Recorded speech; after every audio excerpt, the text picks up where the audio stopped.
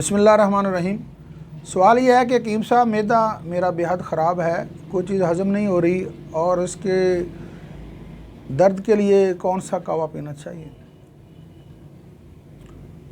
मैदे के बारे में मशहूर कौल ये है कि अलमैदा तो बैतुद्दाई, मैदा बीमारियों का घर है।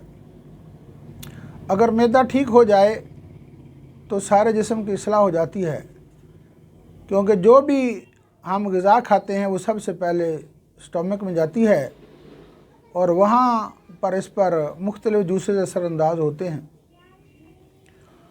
तो इस वक्त देखना ये है कि जो बुनियादी तौर पर हमारे चार मिजाज हैं, गर्म है, खुश्क है, सर्द है और तर है, उसके मुताबिक जायज़ा लेना चाहिए कि ये मरीज़ इस वक्त किस मिजाज का है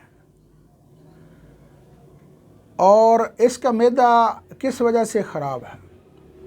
ज़्यादातर तजर्बात में ये बात आई है कि ओवर ईटिंग की वजह से मैदे ख़राब हो रहे हैं।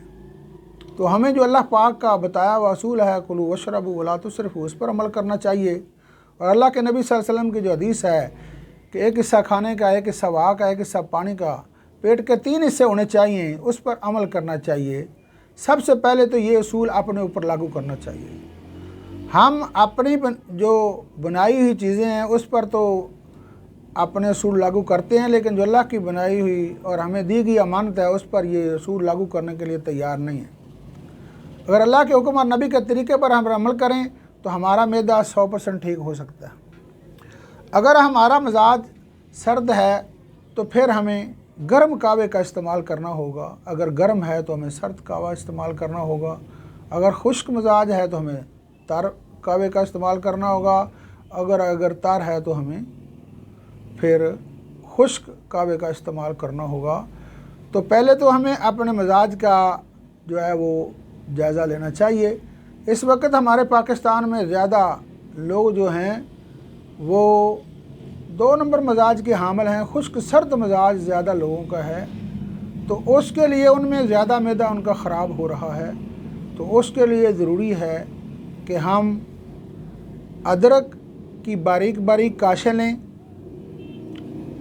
3 से 5 काशें ले लें और इसके साथ पुदीना ताज़ा भी 3-4 टहनियाँ या खुश्क ले सकते हैं और इसके साथ सफ़ेद ज़ीरा आधा चम्मच लें।